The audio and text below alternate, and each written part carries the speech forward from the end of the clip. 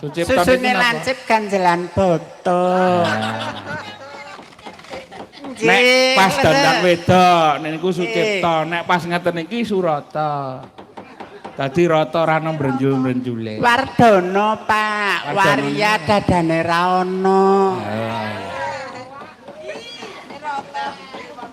Ya iki kalebu waria. Ning ya kabeh mau mating Gusti mula ya diaturi raketang sak lagu nggih, Mas. Kula mboten nyekar, Pak, mboten saged. Kados ngendikane Pak Dalang wau, ngendikane nak dadi penyanyi iki rupane apik, dedege apik, suarane apik.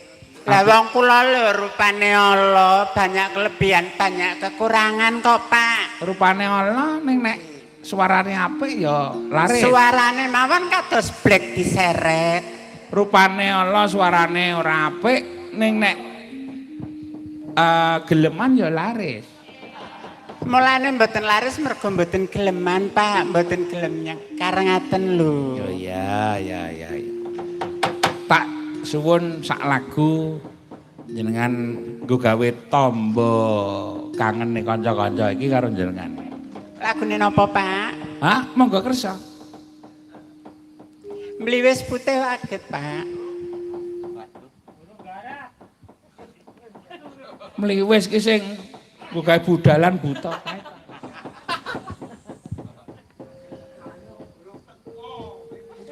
Menapa gubuk asmara, Pak? Nah, gubuk asmara mawon nggih. Saenten-entene tem gubuk nggih dadi nggih, Mas. Injih, Pak. Tanpa bantal, tanpa kloso kok. Heeh, ora apa-apa men dengkule mlocot.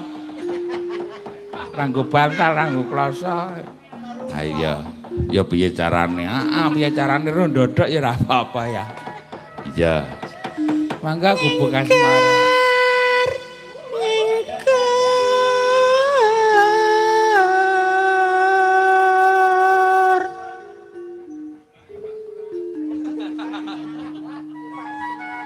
Jenengan mang nyerai sing gender. Kula isih nyerai sing genter. Heeh, karo terus dilus-elus tabuhe. Sing gender niku mboten pamer mergo tabuhe cendak ning pucuke jeber kok, Pak.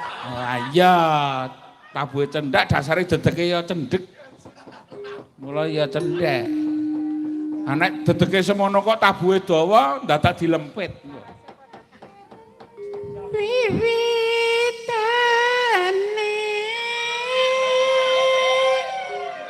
nyingkar.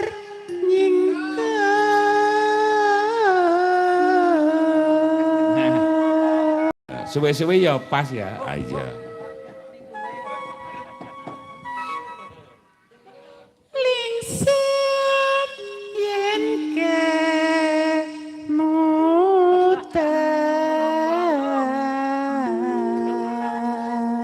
Ampun cerak-cerak mikir ndak kena untu. Kowe. Kantenan iki banyak kelebihan, banyak kekurangan. Nah. Lebihipun gigi, kurangipun bibir alias merongos, Pak. Lah kok waliane aku? Waliane pripun to, Pak? Aku kelebihan bibir. Nyuwun ngapunten, ndoble ngeten. Lah ngejak gelut iki. Mboten, Pak, kula kakung kok jenengan kakung gelut niku kothekan mawon mboten dugi-dugi. Ah iya ndak toyak kok ya. Ya sesuk kira-kira lodang padha lodang.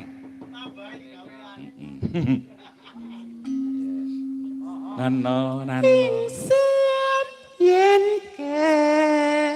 kemutan.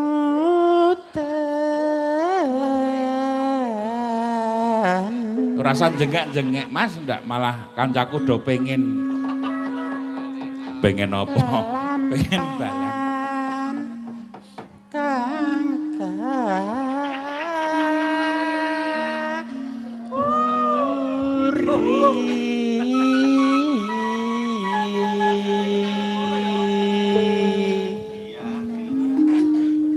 Tresno